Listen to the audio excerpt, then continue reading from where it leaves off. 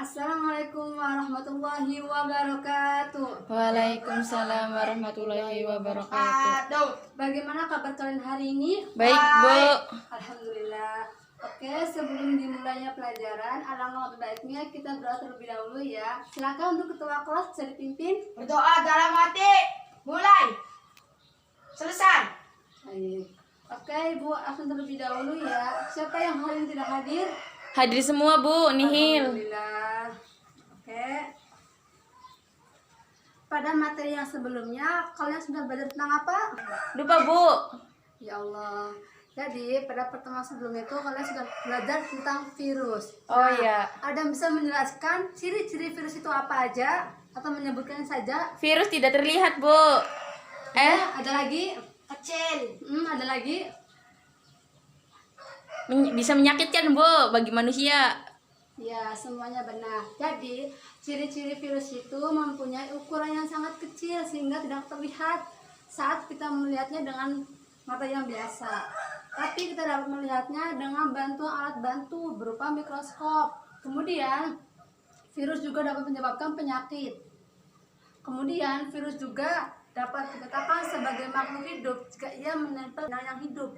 Tetapi ia dapat disebut sebagai benda yang mati jika ia menempel pada benda yang mati. Oke. Nah, pada pertemuan kali ini kita akan belajar tentang materi bakteri. Oke, bakteri ya. Ya, Bu. Nah, ada yang pernah sakit tipes atau sakit diare atau muntaber? Pernah, Bu, tipes. Kenapa bisa kena tipes? Karena makanannya tidak teratur dan tidak baik, Bu. Karena makanannya pedas-pedas mulu. Iya benar. Jadi salah satu penyebab dari penyakit tipes yaitu akibat kebiasaan makan atau pola makan yang tidak baik. Misalkan suka makan yang tidak bersih sehingga kemungkinan makanan tersebut terdapat bakteri yaitu Salmonella typhosa yang dapat menyebabkan penyakit tipes. Ibu akan menampilkan dua produk ya. Iya, Bu.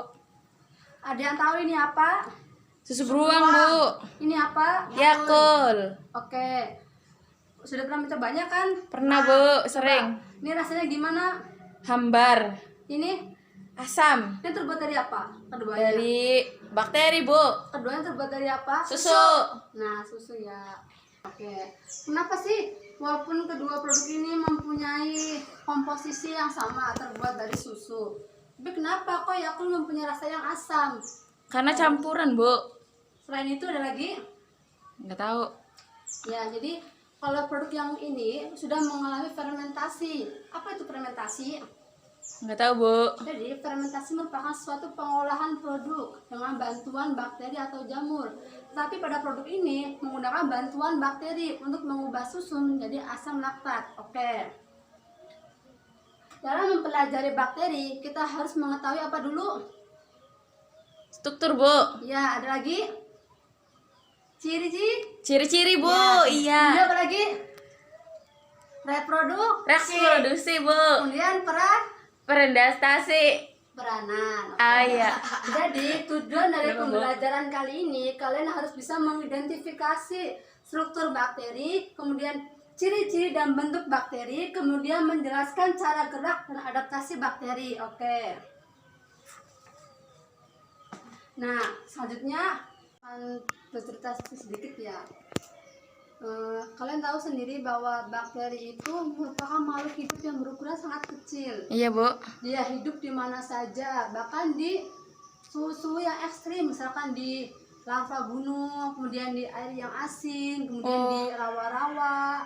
Iya, Bu. Nah, jadi bakteri itu dapat hidup di mana saja sehingga ia mudah sekali beradaptasi dengan lingkungan yang baru. Nah, jadi kita harus bisa seperti bakteri dalam artian bisa beradaptasi dengan lingkungan manapun. Oke. Oh. Baik, untuk itu Ibu ingin mengecas semangat kalian terlebih dahulu ya. Kalau Ibu bilang semangat pagi, kalian bilang pagi semangat pagi, bisa? Bisa. Oke, selamat pagi. Pagi, semangat pagi. Oke, nah sebelum Ibu membahas lebih dalam mengenai materi bakteri, Ibu akan bagi kalian menjadi 5 kelompok. Kelompok dengan tema diskusi yang berbeda. Kelompok pertama akan membahas mengenai klasifikasi prokariota. Kemudian kelompok 2 akan membahas tentang struktur bakteri. Kelompok 3 akan membahas tentang Archaebacteria. Kemudian kelompok 4 akan membahas tentang Eubacteria, dan kelompok 5 akan membahas tentang bentuk dan cara gerak bakteri. Bisa dipahami? Bisa. Oke, untuk itu Ibu akan bagikan lembar LKS pada masing-masing kelompok. Silakan kalian isi pada bagian kolom yang masih kosong dan isi pertanyaan yang ada pada LKS tersebut. Silakan. Ya, baik, sudah semua. Nah, Ibu akan beri kalian waktu 15 menit untuk berdiskusi. Sebelumnya, silakan kalian perhatikan video ini. Kemudian setelah selesai video ini, kalian bisa mulai langsung berdiskusi ya. Silakan.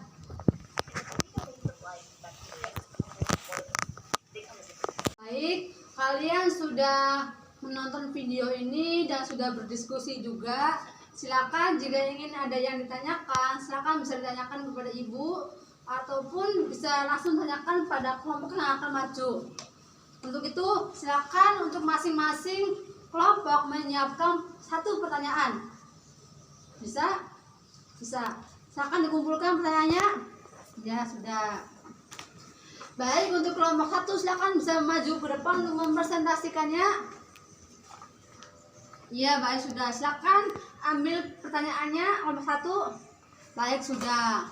Semua kelompok sudah maju untuk mempresentasikan hasil diskusinya. Sekarang Ibu akan mengulas sedikit mengenai materi bakteri ya. Yang pertama, prokariota atau kelompok yang tidak mempunyai membran inti terbagi menjadi Archaebacteria dan Eubacteria, di mana masing-masing mempunyai ciri.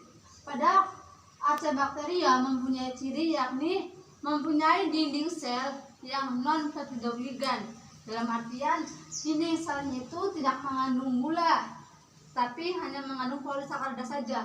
Kemudian dapat ditemukan di lingkungan yang ekstrim, misalkan di kawasan gunung, di air yang asin, dan sebagainya.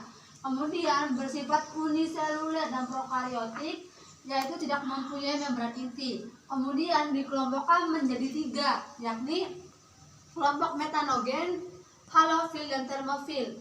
Metanogen ini dapat menghasilkan gas metana dan dapat hidup di kawasan rawa dan sebagainya.